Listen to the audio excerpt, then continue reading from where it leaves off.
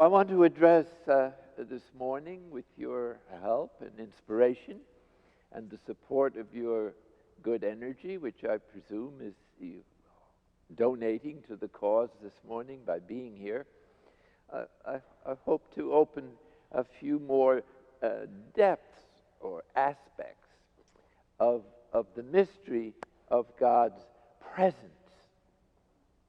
all the time, now and now and now. And so actually the theme is a little misleading, because the presence of God isn't so much on a daily basis as a moment-to-moment basis. So it's really now, after now, after now, after now. And so it's living always in the presence of God without effort.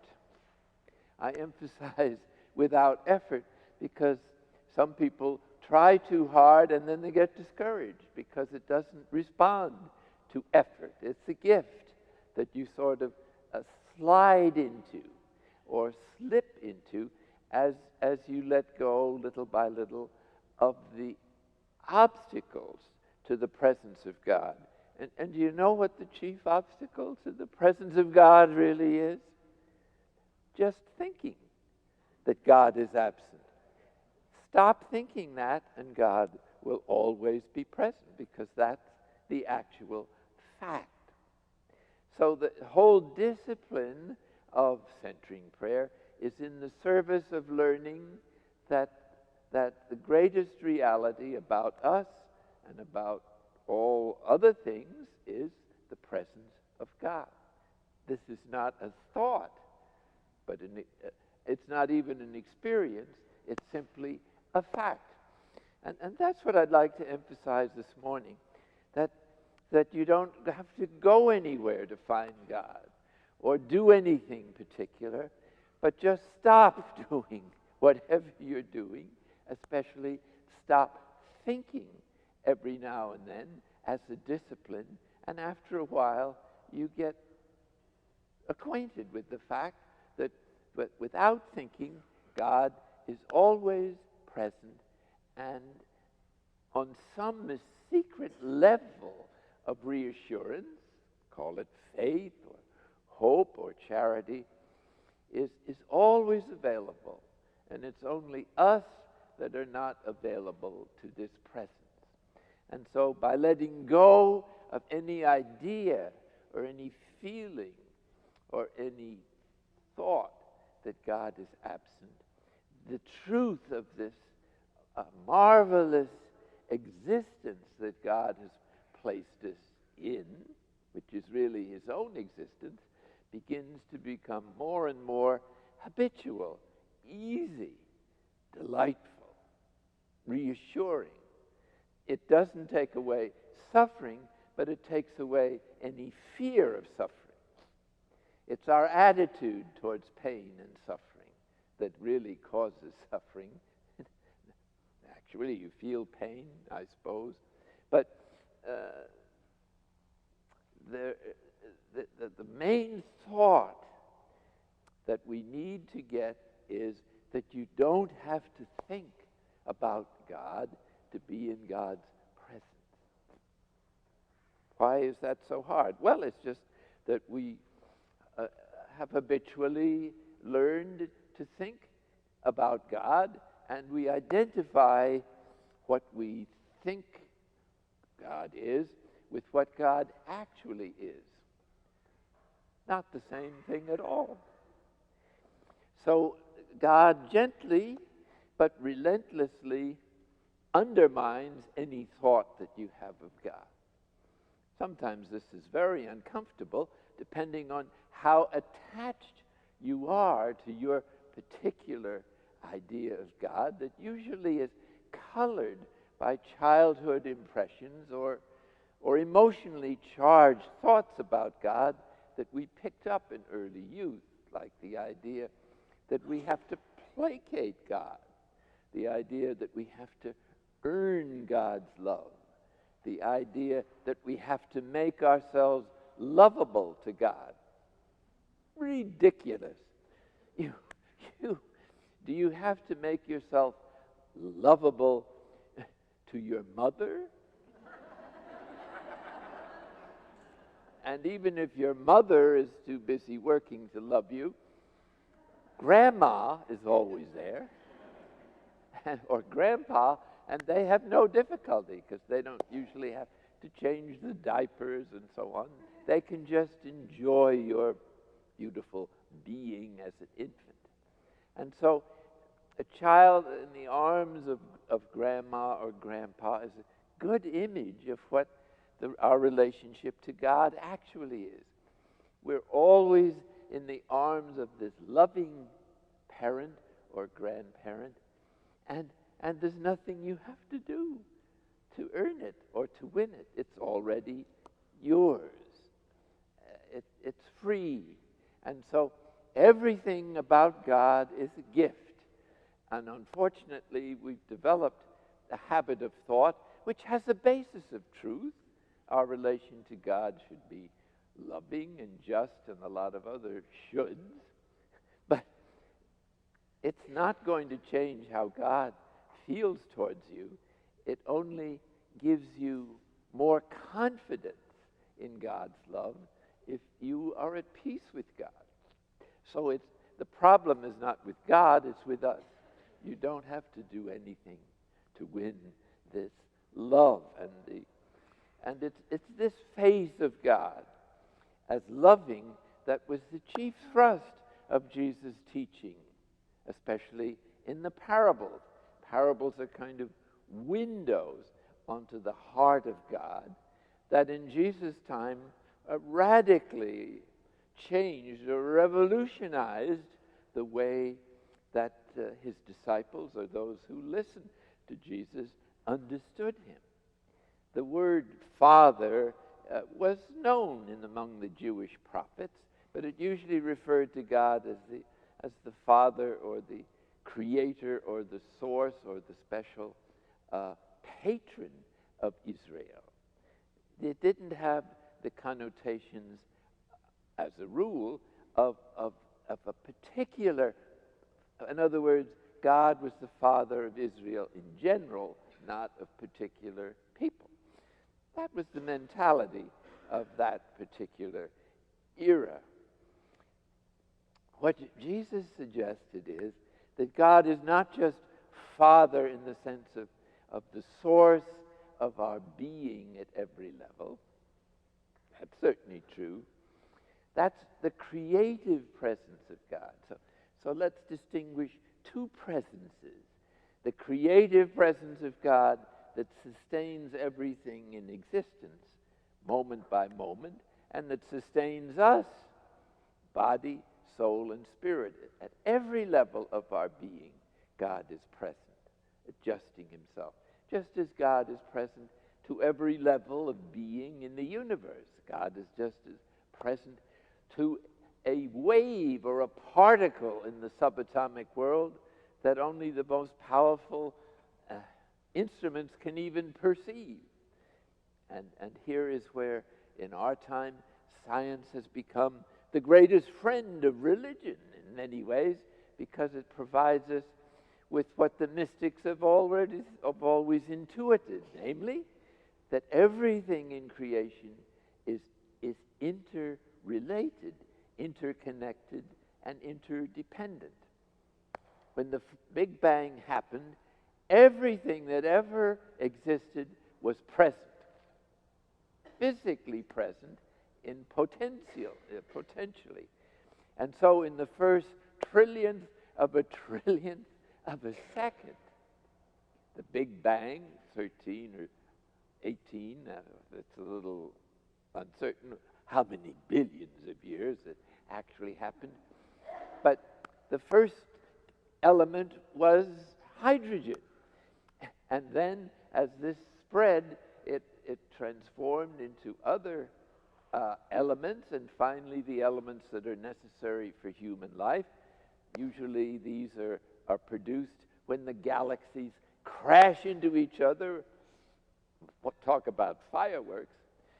God must really enjoy these fireworks. But anyway, when the galaxies collide, they produce the kind of elements that make planets, and planets ultimately produce the kind of elements on which life depends.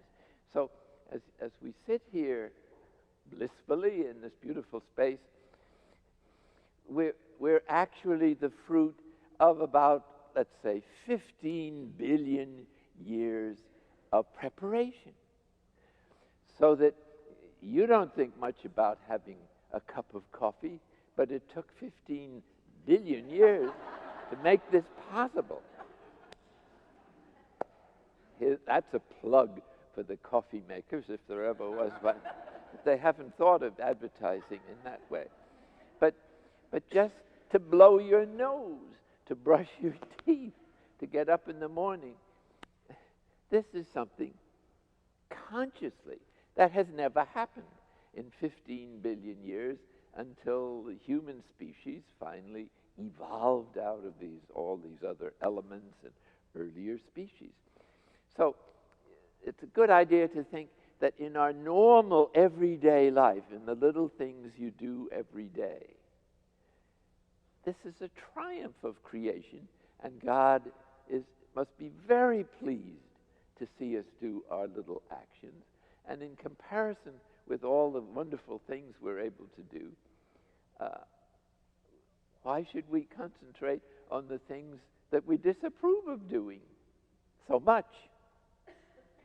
Yes, they're important, but the pleasure that God has in each of us, just by being human, and now if you add the good things that you do, then the whole weight of how God looks upon us shifts from the doubts, self-doubts we have about whether we're lovable or whether we're candidates for divine life, is shifted from doubt to a presumption of certitude, not based on ourselves, but on the actual goodness of God in our creation.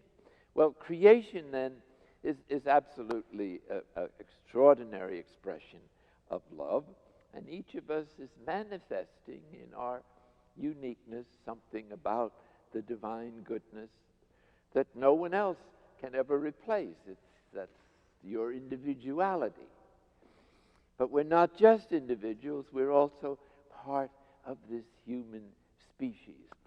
And in our time, in our century, in our millennium, if the world lasts that long at this rate, at least you can be sure that never before has it been more important to emphasize the unity of the human species or the human family.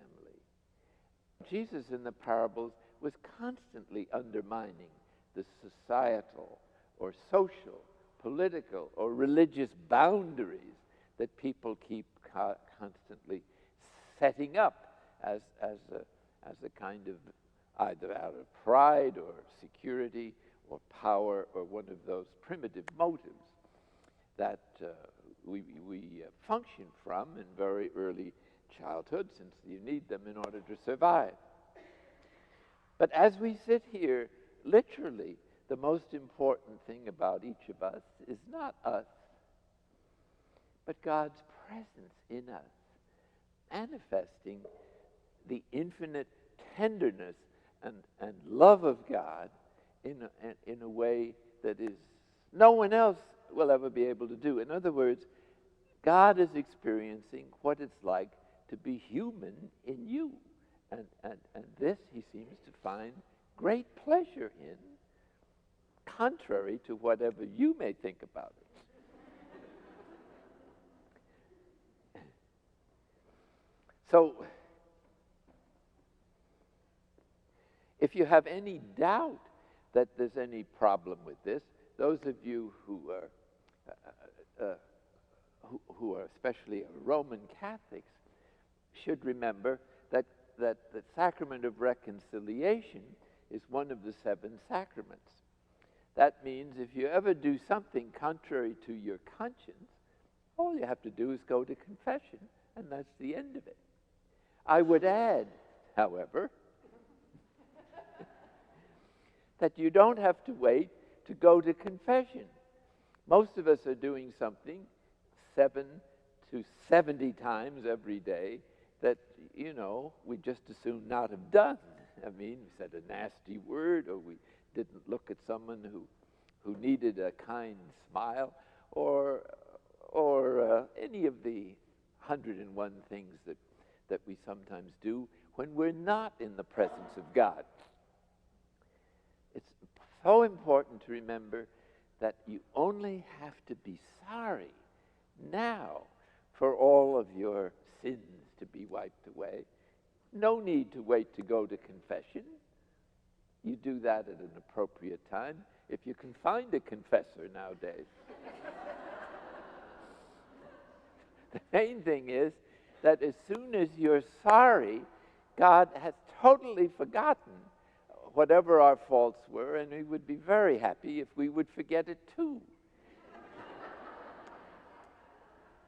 As I've said elsewhere, if you have guilt feelings for more than 10 or 15 seconds, it's neurotic.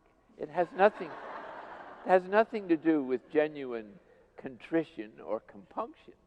It's simply the sadness that comes from pride in recognizing that we're not as big shot or as perfect as we thought we would be.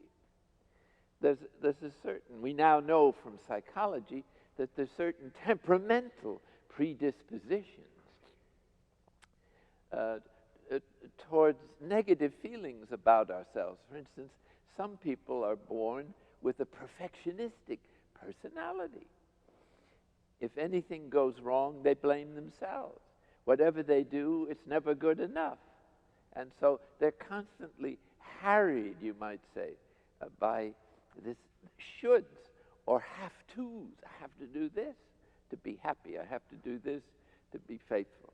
Well, here's a good principle for everyday life. Whatever you feel you have to do, don't do it. Whatever you feel you should do, avoid it. And whatever you feel you must do, go in the opposite direction. If you feel that you shouldn't do that, then you should do it. Okay. Shoulds, have-tos, musts are temperamental dispositions, and they have really nothing to do with the love of God, but they're rather self-centered or self-serving concerns that are rooted in our security needs, that are always exaggerated. Remember, it's really very simple to figure out what's wrong with us. So simple, so obvious. You look at any baby 1 day old, they're motivated by 3 things: security needs, survival needs, that's 1, affection and esteem and approval needs, that's 2, and power and control needs, that's 3. The latter tends to develop a little later in life. But if you withdraw from the child any one of those needs, it develops overcompensatory programs in order to get what it wants. It soon finds out that if it yells loud enough, it'll get some attention to one of its needs. But this is not the fully human way of responding. This is the way that's appropriate for an infant to get through that particular period of life.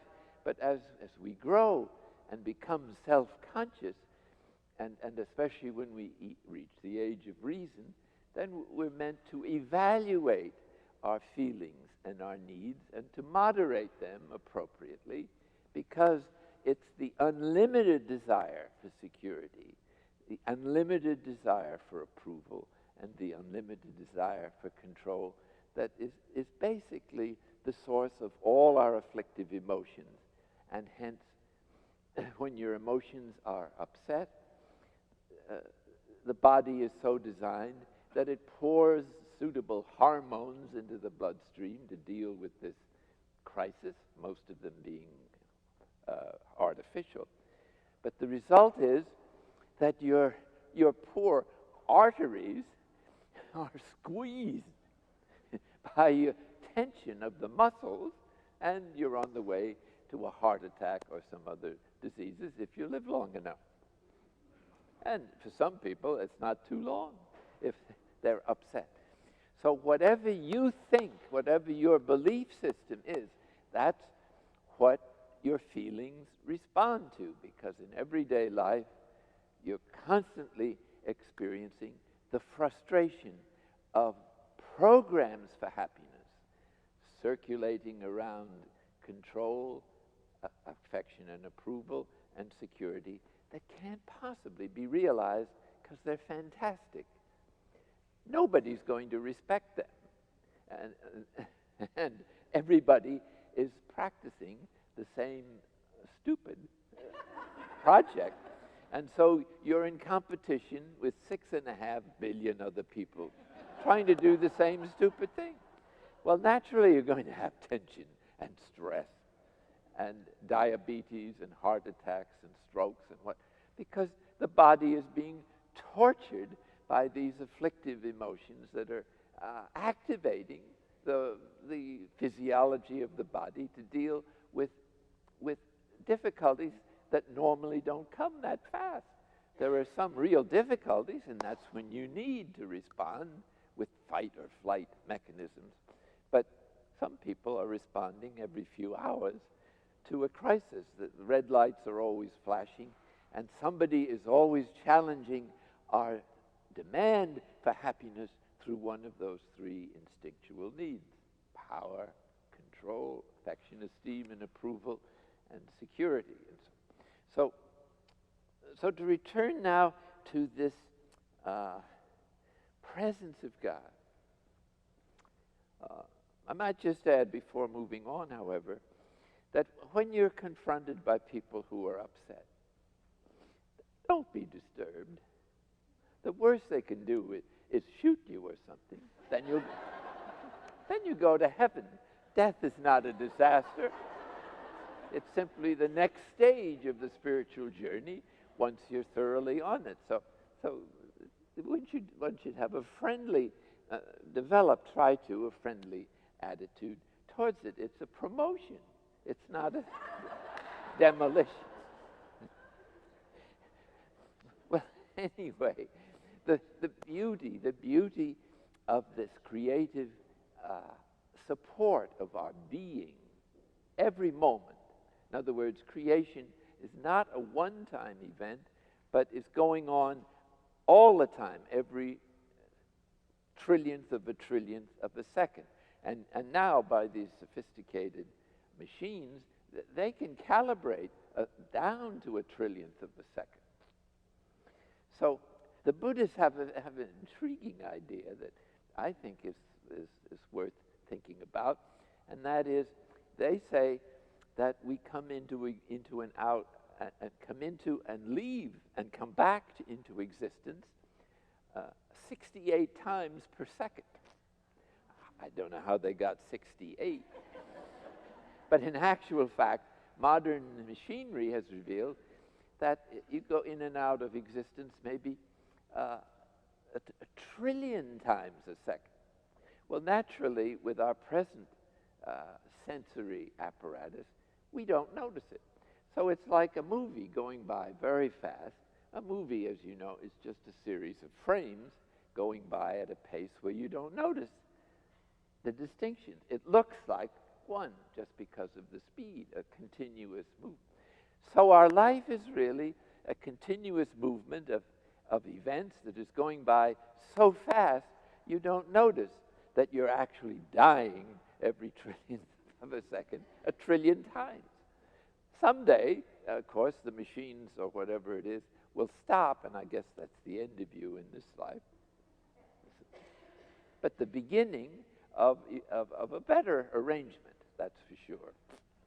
But besides this creative force that's a sign of God's great love for us and a manifestation of God's love for us, what Jesus reveals is that this is not just any old father, but a Father who he calls Abba. Abba is the Aramaic, that was Jesus' language, term for daddy, or papa, or the old man, or whatever it would be, the idiom that would indicate a loving, very present, very close, and nurturing daddy, the kind of daddy who's constantly picking the child up in his arms and playing with it and kissing it and hugging it and caressing it and taking care of all its needs. So actually, the Father that Jesus reveals is not the patriarchal father that was the popular concept of a head of a household in Jesus' time, but is really more like a mother. In other words, this father has all the qualities of a loving mother: nurturing, caring, affectionate, holding, always available, always concerned.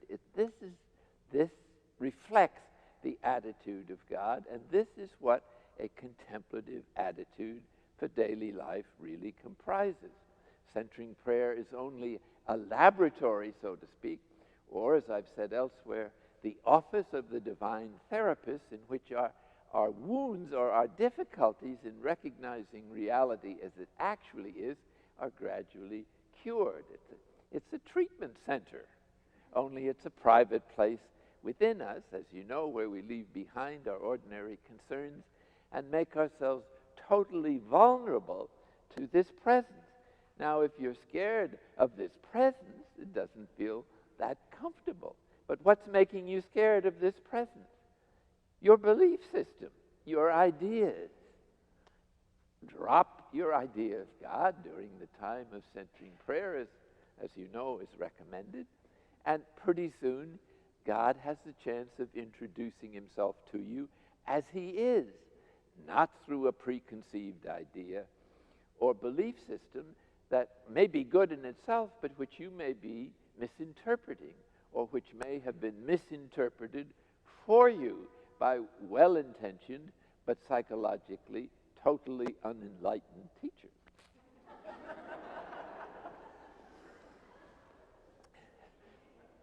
So the ideas that we need to get into our heads if we're going to follow any belief system for this century are to emphasize God's love for us, the unity of the human family, the letting go of fear in any form, which is actually the opposite of love. Remember that when you're afraid of something. The opposite of fear is not necessarily security, it's love. And so as you love more, fear will disappear. As John says in one of his epistles, the evangelist John, perfect love casts out fear. That means it doesn't just get rid of fear, it throws it out, it casts it out. Notice the activity involved in love. You can't love greatly and still have fear. It just goes, it just dissolves. There's no room for fear in the exercise of divine love. And think, if you can remember back to your first few days of life, not too many people can without a certain kind of therapy, but if you could, would you be afraid of resting in the arms of grandpa or grandma? Not at all. You somehow know that this is a safe place. Or in mama's arms, it's a safe place because if she's holding you close, you can hear the reassuring heartbeat that kept you going for the 9 months that you were in the world's most delightful environment that was ever created. So you're reassured. Terrible trauma to be born, they say. I can't remember it. Maybe you can't either. And probably it's just as well. But modern medicine, with all due respect to the medical efforts, was not too enlightened in how to bring children into the world. They got so technically that the first experience of a child and emerging from the most delightful environment there is was to be in this rather cold room with bright lights shining, and it's never seen the light. Masked men and women all around with sharp knives. Who wants to come into that kind of a world? So the first experience of children in those days was trauma, and I guess they still do it a lot. Then they would grab the baby and take it away from its mother and stick it in a bassinet with other screaming youngsters. And the whole contribution of love as touch and affection is withheld at the moment when a baby needs it the most. How important affection, physical affection, manifesting love is for the infant was marvelously exemplified in a piece in the paper I saw not long ago. And this was about two premature youngsters. Each was put in a separate incubator with all the sophisticated modern equipment, the tubes and wires all through it. Poor things. I wonder what a baby figures out life is going to be like when it starts out wrapped up in all these wires. Well, anyway, one of them was going to make it, and the other was obviously dying. So this nurse, contrary to hospital rules, all rules need to have exceptions to be really worthwhile. But anyway, she heroically said, I think we'll try an experiment. And she put the two babies together in the same incubator. Someone took a picture of it. I saw it in the paper. Maybe you saw this. And there you see they're both on their little tummies. You don't see their faces. And the stronger one has its little arm around the shoulder of the one who was dying. In a couple of days, the other child started to get well too. And you could see it in the picture. Very moving little picture. So just that little sign of love, because life is so powerful in supporting itself, was just the straw that added the weight to save this baby's life. So what babies need and what we need is not sophisticated equipment only, but above all, the feeling of being loved and the security that only love can bring. So I venture to say that all of us are only brought into full life or human health or wholeness by being loved. And that means by somebody else. And that means, above all, by God Himself. Nothing is more reassuring than to feel oneself loved by God. And of course, as you know, in centering prayer, this is part of the therapy. Put it into psychological terms. It's the sense that wells up in one as one is silent from the thoughts that usually disturb us or that causes doubts or that are judgmental or evaluative. All of those goals that people have in doing their prayer are left behind in centering prayer. Remember, no desire to have the mind a blank, no desire for an experience of God, no desire for a sense of peace, no expectation for any particular kind of experience. Certainly not making the mind a blank or having no thoughts. It's rather a making ourselves vulnerable to the presence of God, just as God is. That is, beyond thoughts, thinking, experiences. Nothing could be easier. It's just that we think this is hard because we've never done it, or never done it that much. Once you start doing this, this is the paradigm for daily life. Only in daily life, we don't just passively, so to speak, let thoughts that are go by that are harmful or damaging or useless, but in daily life, we make the effort to let go of afflictive feelings, emotions, or thoughts by turning ourselves to the presence of God and remaining there. St. John of the Cross says somewhere that human health consists in the conscious awareness of God. That's what human health is, because in that presence, all the exaggerations that were prompted by a search for happiness that we didn't know how to find are taken away, because one is beginning to taste, however inchoate, or beginning a way, we're beginning to sense or taste what happiness really is. And this is the reassurance of God's love for us. And it takes many forms and probably is adapted to each one of our needs, each one of us particular needs.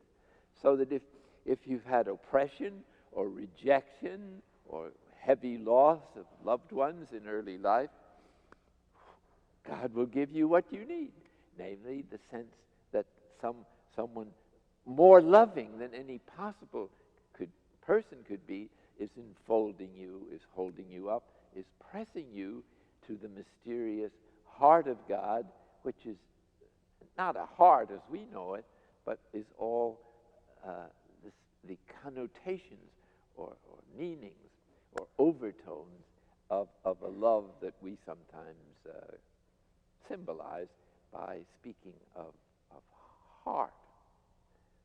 God is so close that there's no bodily organ that is a symbol of him. And so this idea of God as present, as loving, as the dearest of parents, is precisely what is the first experience, you might say, or some people are a little slow in getting to this point, is going to happen in most people who do the prayer regularly in the course of the first few weeks, months, or it might, for some reason, which God alone knows, it may be better for us not to have that feeling right away. But it usually comes then better than ever. And while everybody else is enjoying the first fruits of centering prayer, you may be wondering what the hell is, what they're talking about. But just wait a year, and then if you're in a prayer group, they start moaning and bemoaning that God has forgotten them and left them. Meanwhile, you're in the lap of this incredible affection that you've been waiting for a year, and you know what they're talking about now. So everybody, God adjusts himself to each of us, and this you can be sure of. Whatever you need, you'll get. So if you've suffered rejection, you're likely to get the most consolation during the first year of a practice like centering prayer. And this is also why we shouldn't be stuck up or something because we have a lot of spiritual consolation. Some people have more than others. The reason some people, maybe even the saints, had these wonderful mystical experiences that they usually were told by their confessor to write about, it's not because they're better than we are. They were in tougher shape than we are. And so they needed more consolation or more reassurance. So for all we know, you might as well feel sorry for them rather than envy them. Now, I've been at this journey a long time and still haven't made much progress, as you can see. But I have outgrown certain attitudes that I now recognize were a little childish or immature in my spiritual life. So I no longer look for any consolation. I would be kind of embarrassed if I had it and to say, oh, this is a distraction. And it really is. At some point, any experience is not as close as a communion with God as no experience at all. Now, this is bad news, maybe for some of you. But my question is, well, then why are you in this journey? Is it for yourself, or is it for God? And if it's for God, then whatever you receive psychologically, you trust God that this is what you need psychologically, but on the level of reality, you know that in secret, God is giving you everything you need and more than you need and greater gifts than if you experienced them. Now, this is a hard thing to understand right away. But what freedom you'd have, folks, if you had no expectations of spiritual consolation or reassurance, and just assume that God is giving you everything you need moment by moment, and that every moment has within it everything you need to be completely happy.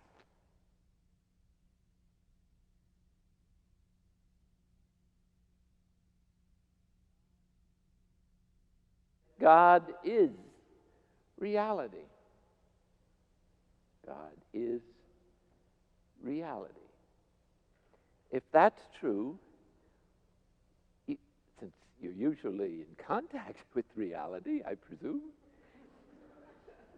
even if you're in a mental institution with all kinds of illusions, at least you're in the institution, and that's reality. So you can never get away from God.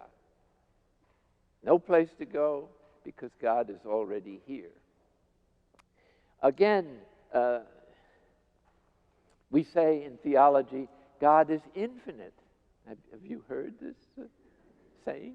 Infinite, meaning isness without any limitation whatsoever. The famous saying that God gave of his name to Moses, remember, it was I am. And it said twice. Instead of saying, I am Thomas, he said, I am, I am. So I am is God's name. And how did he get there? By being I am.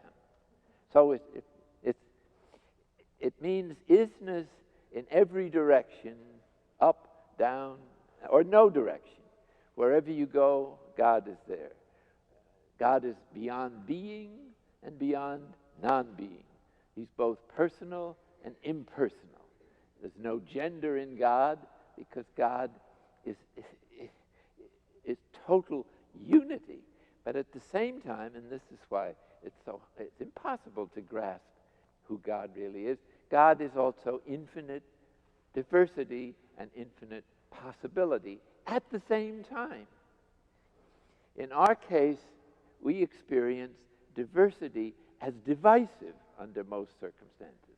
We're experiencing that now in the global attitudes of religions and belief systems and nationalities throughout the world. Diversity means boundaries, protection, defenses, and all the other things that preoccupy people. But in actual fact, where there is unity, diversity becomes complementarity. And it's no longer divisive, but enriching. And this is the insight that is missing in the human family now, and in the process of globalization that seems to be happening, whether we like it or not. But as Christians and as contemplatives, the energy that you are receiving from God is more powerful than all the negativity in the world. So as you grow in your spiritual journey, everybody is growing. You can't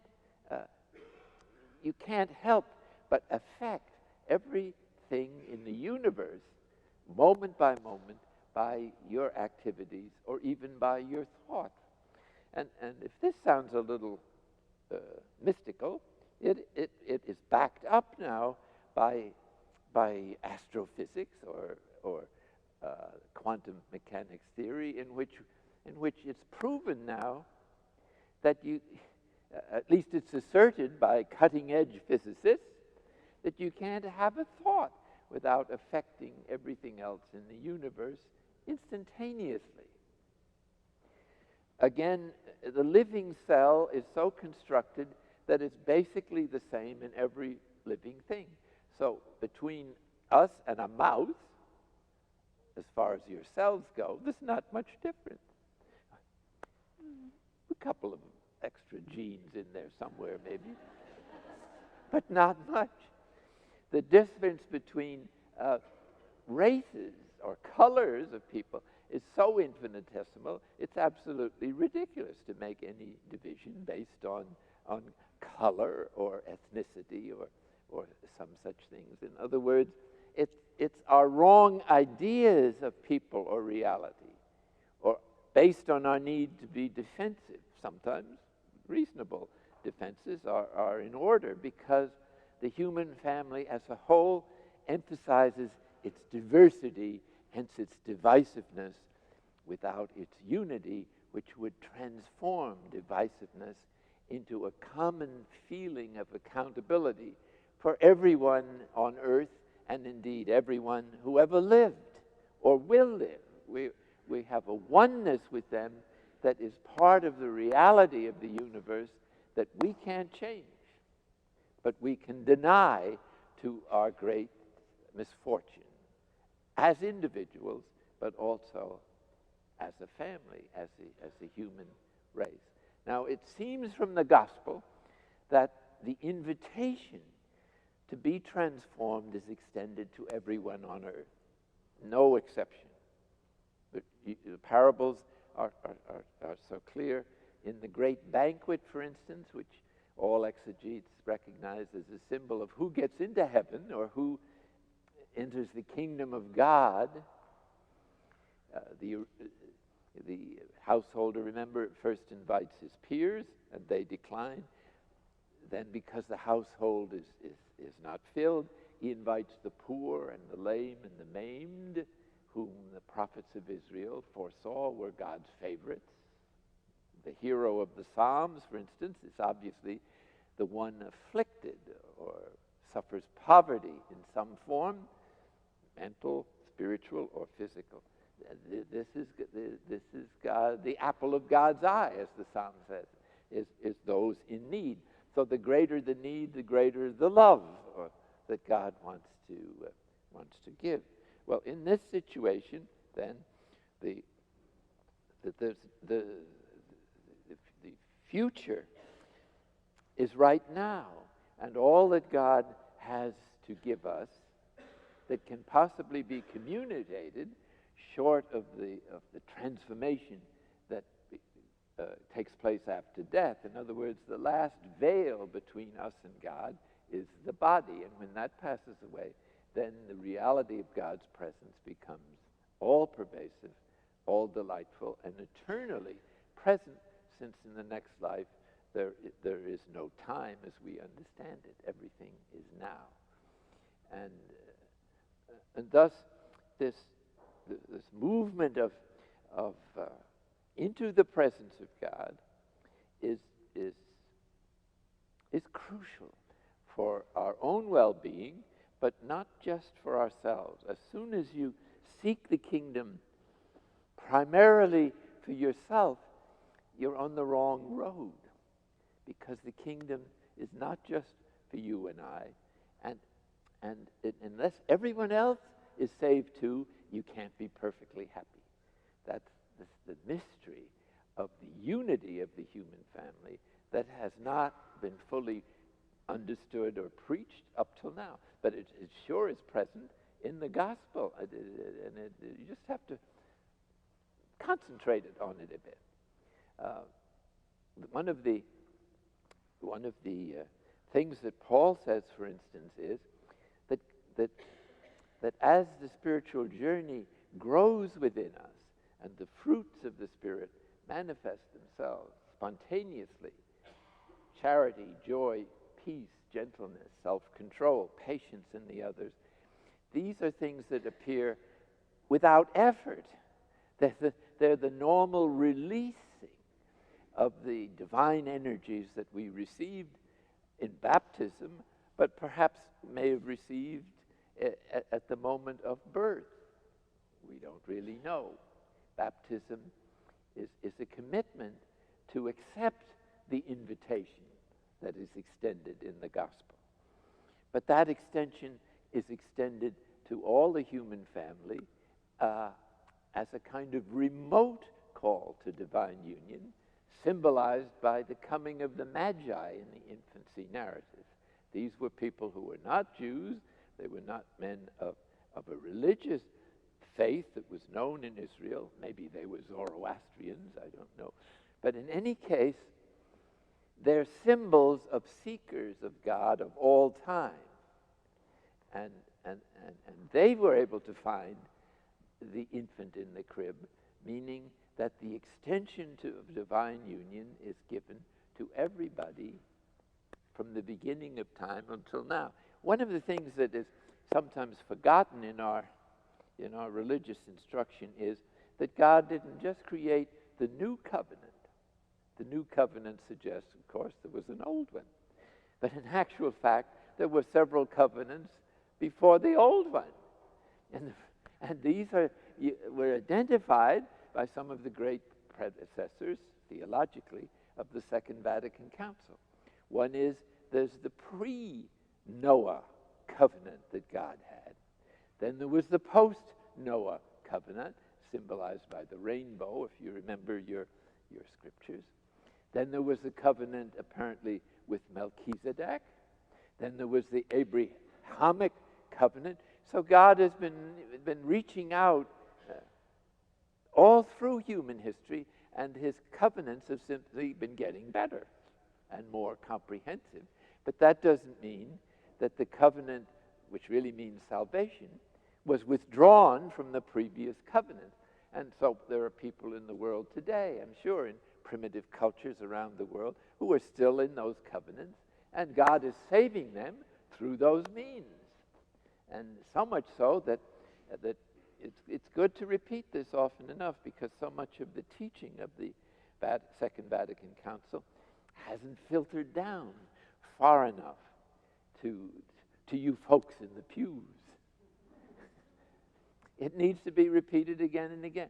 The church's, Catholic Church at least, the position is that the Spirit is at work in all the other Christian denominations. And when you think of it, baptism is so much more important than any other kind of doctrinal difference that it's incredible and a scandal, really, that the churches are not unified. And if they were unified, it would give an enormous surge of importance to the realization throughout the human family of its basic unity. The marvelous teaching now of the churches. I felt so good when they, I had a grandma who was not a Catholic. My mother was not a Catholic. It was such a wonderful relief to realize, and I was brought up in non-Catholic schools, that my friends and buddies were not going to hell after all. What a relief.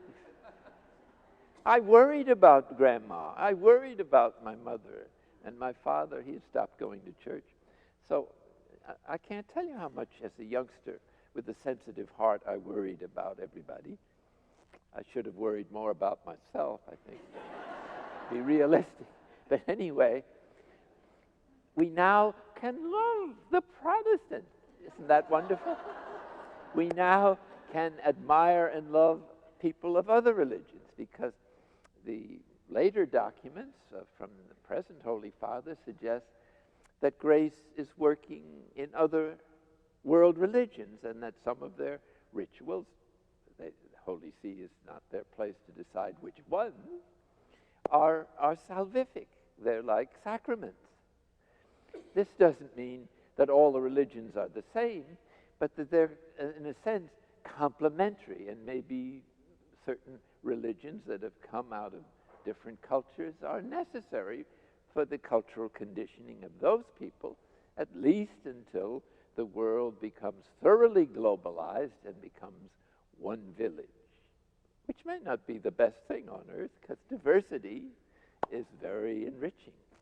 So there's a value to other religions that needs to be respected. And so this is the time then to develop our understanding of the other religions and our respect for them. And this is especially incarnated in the Algerian martyrs who happened to be Trappists, who lived in Algeria, surrounded totally by Islamic society, who shared the poverty of their neighbors and simply bore witness, a Christian witness, a Christian presence. So what they have discovered is that missionary work is primarily to bring the presence of Christ into the culture and live identified with the local people and to share their respect for their religion and so on.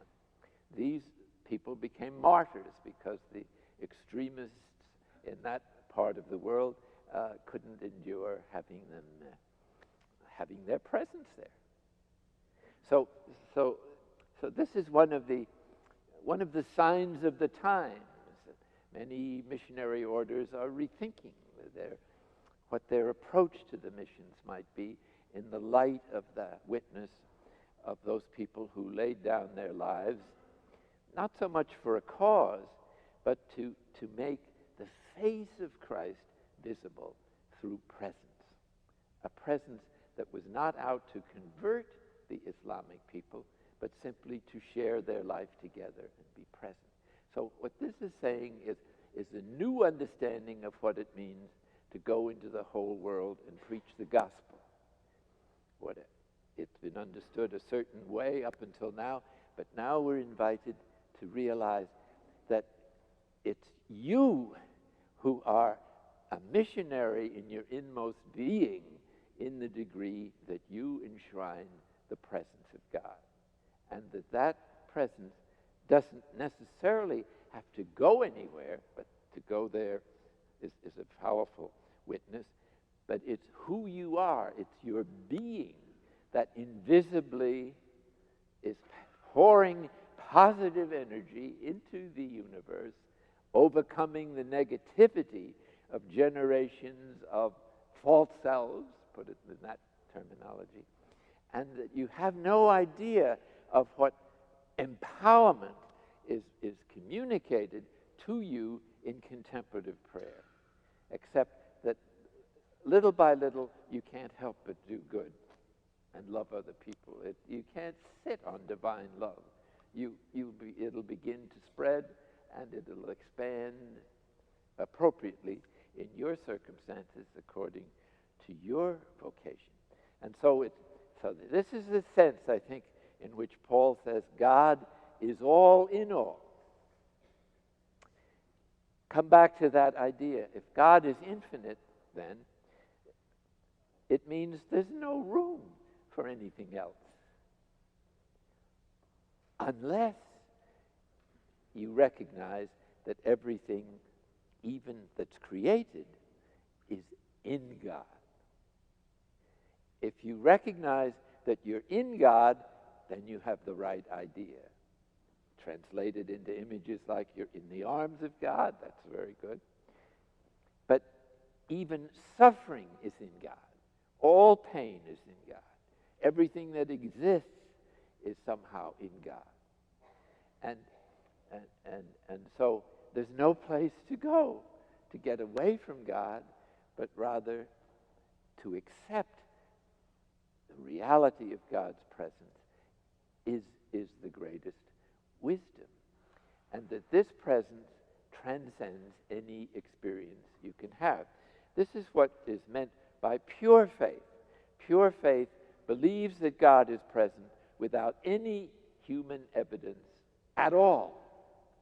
And this is what is the great work of the dark nights that St. John talks about. It's the purification of faith, hope, and charity.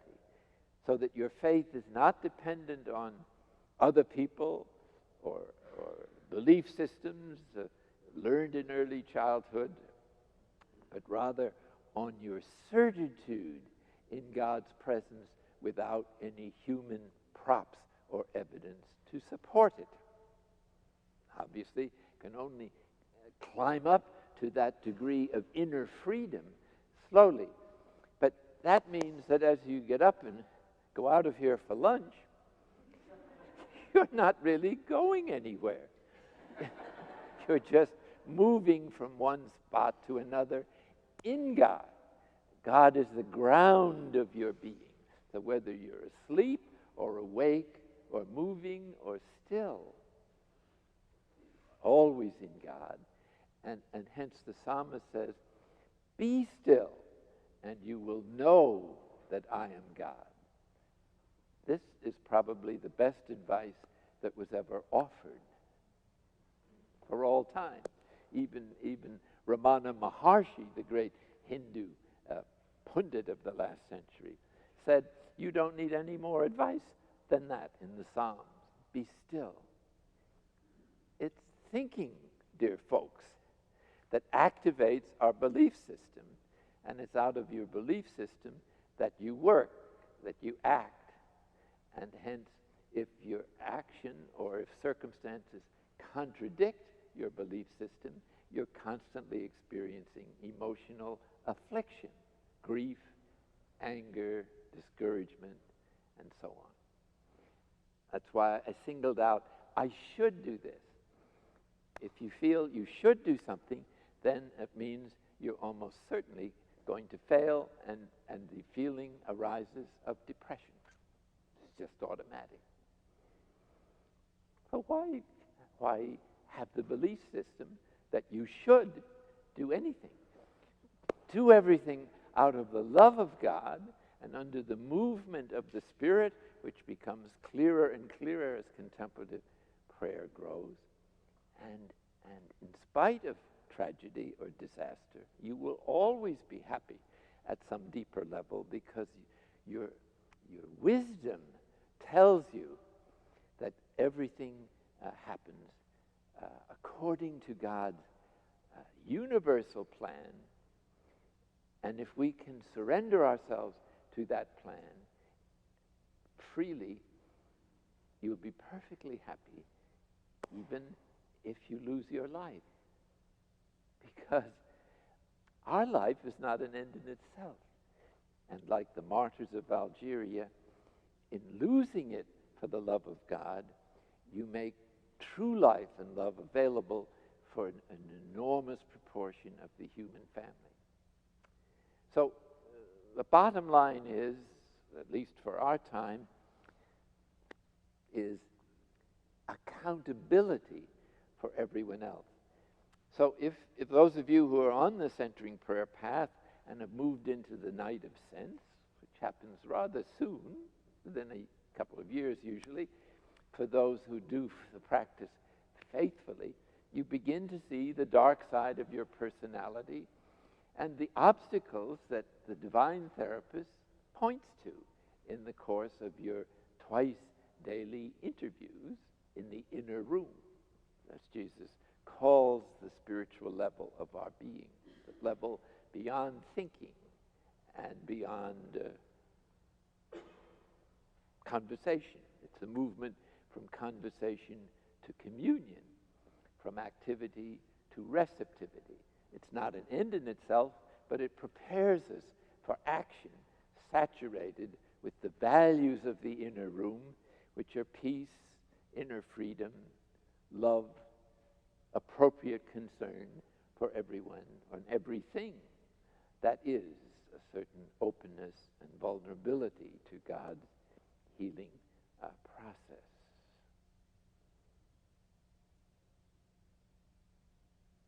Infinite love means that God is all in all. That's a quote from Paul. Or, as he puts it in another place, Christ is everything in everyone. What that really means is that the goodness that is in each of us is, is, is God's presence in us. And our service of others is God's presence in others, so that in actual fact, although we experience ourselves as doing things, what's really happening is that God, present in us, is serving God in others, or greeting God in others, or loving God in others. And in that sense, God is all in all. And according to Jesus' revelation, God is love. St. John clarifies that even more when he says, God is love. That is to say, he doesn't just show love as we do, but is love. And so the spiritual journey is a movement to do what God does, or to become like God. And that is that our destiny is not just to show love. This is an important start. The works of mercy, concern for others, and accountability that is even willing to bear the sufferings of other people for the love of God and for love of them. But above all, it means that God is calling us to manifest his love, or to be loved the way God is. And the extraordinary nature of love, as St. John of the Cross understands divine love, is that that divine love tries to make you equal. And in other words, God isn't satisfied with just loving you. He wants us to love him back equally. And how can that be? Only if we receive the Holy Spirit and the Spirit loves in us. Where does that leave the false self? Dead as a doornail. You have to let the false self go. Where does that leave the ego? Of no account whatsoever. So our over-attachment to our identity doesn't mean we become nothing at all or lose our uniqueness. It means that we finally find out who we actually are, which is, as God is, unconditional love. In other words, our life in God finally penetrates us through and through, thus making us capable of being God with God. In other words, you can only pass through the eye of a needle without the baggage of ego or any possessive attitude towards anything. Everything is at our service. As soon as you try to hang on of it, you've lost it. So it's not that anything changes except our attitude, which is to let go of our possessive attitude that ultimately is seeking happiness in something other than God. It can't work. So that as God draws us away from our over-attachments to our emotional programs for happiness, our desire for control, security, excessive security, and approval, this freedom grows to love, to love, to love, so that at some point we become aware that the secret of the universe is love. The consequence of that is that the meaning of the universe is sacrifice, because divine love is always giving itself away. That's its very nature. And so, once you've been through all the dark nights, purified your soul, which John of the Cross says is the equivalent of purgatory,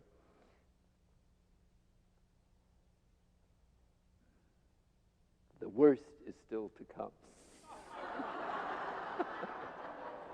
We might as well be honest, because now that you're able to love, you're ready to take on, as Jesus did, the sufferings of the whole world. So I don't guarantee, for those of you approaching the transforming union, to have no more troubles. It's not a magic carpet to bliss. It's a direct route to reality. And reality is total self-sacrifice. And so to be in heaven with any selfishness is to be very uncomfortable. To let go of our over-attachments. This is the therapy. And God lovingly is always helping us. He went through this with his disciples. You see it over and over again in the gospel. Without a word of without a word of blame or recrimination, he just points the truth to them. Like Martha, why are you anxious? He doesn't say, you're really not serving me at all. You're just looking for praise in this meal.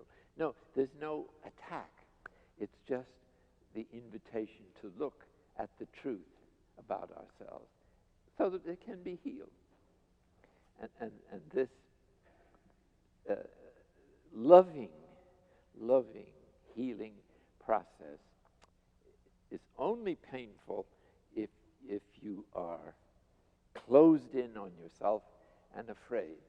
Fear closes us in ourselves.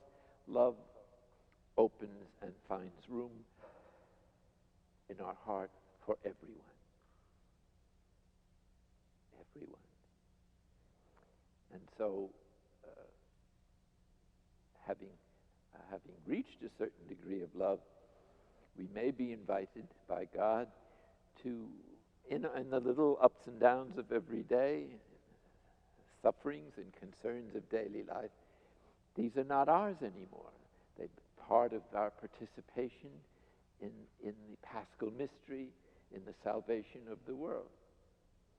And so instead of being overwhelmed by our crosses, we realize that at a certain level, this is the greatest privilege we could have, because now we're doing what God does all the time, namely giving ourselves away. It's this humility of God that we're invited to participate in. A humility that, in the case of God, seems to suggest that God's desire is to cease to be God. He has everything. Why should he care? It is this infinite freedom that, and our participation in it, that enables us to be free to love and free to suffer, free to sacrifice, just to be free. And this is the movement of contemplative prayer into divine union and unity, and whatever is beyond that. Our destiny is only known by God. But as Paul says, no one has ever had the closest imagination regarding what God has in store for those who love him.